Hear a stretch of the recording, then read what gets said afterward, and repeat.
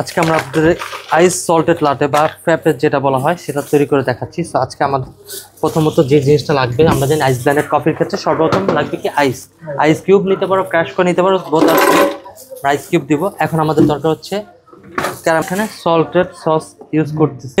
Milk পরে আমরা 30 ml কি দিব, ক্যারামেল। এখন মিল্ক লাগবে, রাইট?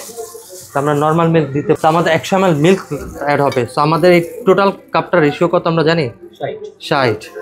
তো 60 করে আমরা হচ্ছে একবার দেওয়ার পর হচ্ছে 40, এই 100 ml। এখন সো আমাদের আইস কিউব নিব আমরা হচ্ছে 2 ভ্যানিলা অ্যাড করে নিচ্ছি।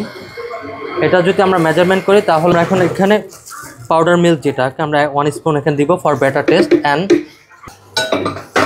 আমরা একটা স্প্রে করবো, কারণ এটা হচ্ছে আইস ব্লেন্ডেড কফি।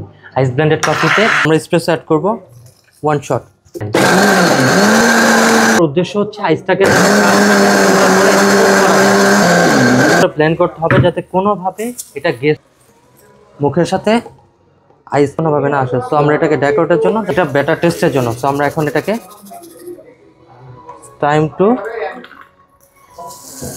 ওকে। এখন আমরা লিডটা সুন্দর করে লিড করার পর এটা এমনি সল্টেড ক্যারামেল লাটে দিয়ে আসো।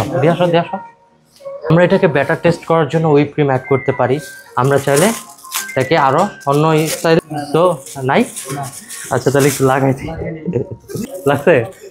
সো একজন বারিস্তার কি কাজ, সে যে কাজটা করেছে সেটা প্রপারলি দেখার জন্য বা বোঝার জন্য অবশ্যই তার মুখে ফেসে বোঝাতে হবে যে সে পারে এটা। ওকে, থ্যাংক ইউ।